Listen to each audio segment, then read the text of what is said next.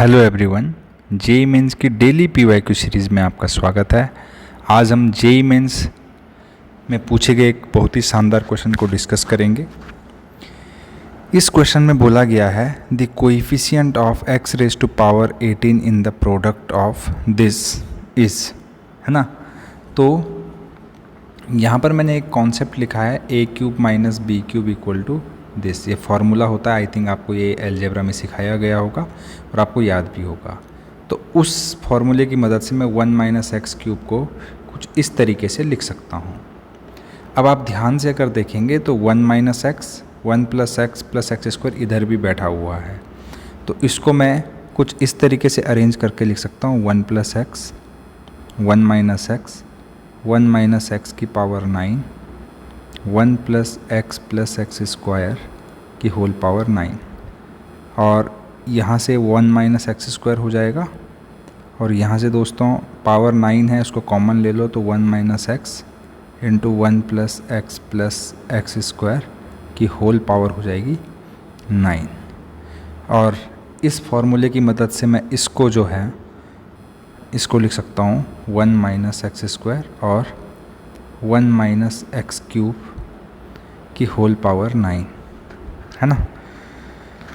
अब बिल्कुल ध्यान से दीजिएगा, मैं इन दोनों का इंटू कर दूं अगर, तो ये हो जाएगा 1 माइनस एक्स क्यूब की whole power 9 minus X square 1 minus X cube की पावर 9, है ना।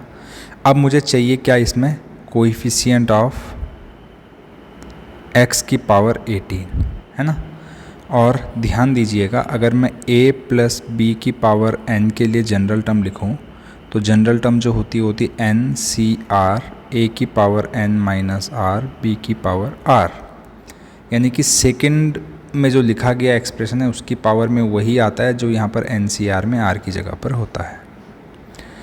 तो अब देखिए, मुझे चाहिए x की पावर 18 और इसके अंदर से देखिए x की पावर 18 मुझे तब मिलेगी जब इस सेकंड टर्म की पावर क्या होगी, 6 होगी, तभी 18 होगा।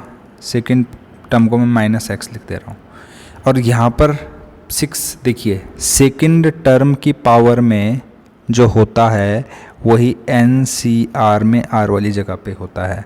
तो इसको लिख सकता हूँ मैं एन सी 6, क्योंकि यहाँ पर 1 है तो 1 को अगर मैं ऐसा भी लिखूँगा n माइनस 6 तो उससे कोई फ़र्क नहीं पड़ेगा, इसलिए मैं n को 1 की पावर को इग्नोर करके ही चलूँगा यहाँ पर।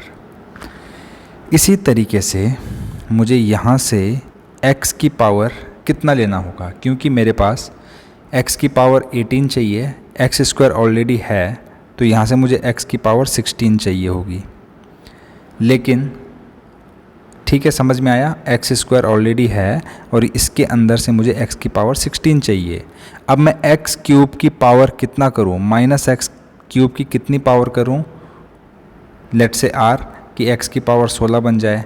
तो ऐसा पॉसिबल नहीं है, क्योंकि यहाँ पर जो सारी टर्म्स होंगी उनकी जो पावर होगी वो 3 की मल्टीपल होगी, लेकिन यहाँ पर 16 जो है वो 3 का मल्टीपल तो है नहीं। तो इस ब्रैकेट से अगर मेरे पास एक्स स्क्वायर ऑलरेडी है तो x की पावर 16 निकालनी पड़ेगी, जो मैं निकाल ही नहीं सकता हूँ। तो कुल मिलाकर यही मेरा आंसर होने वाला है। अब यहाँ पर n मैंने लिख दिया, जबकि यहाँ पे 9 लिखना था, तो मैं 9 लिख दे रहा हूँ, है ना। कोएफिशिएंट पूछा था तो कोएफिशिएंट हो जाएगा 9c6। अब क्योंकि यहाँ पर पावर 6 है तो ये माइनस जो है ये हो जाएगा कैंसिल, तो 9c6 का जो वैल्यू आएगा 987 अपॉन 1 इंटू 2 इंटू 3। फॉर्मूला आपको पता ही है एन सी आर का, n factorial upon n minus R factorial R factorial. तो इसको सॉल्व कर लेना इस तरीके से, 3 तियाँ 9, 4 दूनी 8, 12 4 तियाँ 12, 6 72, 12 7 84।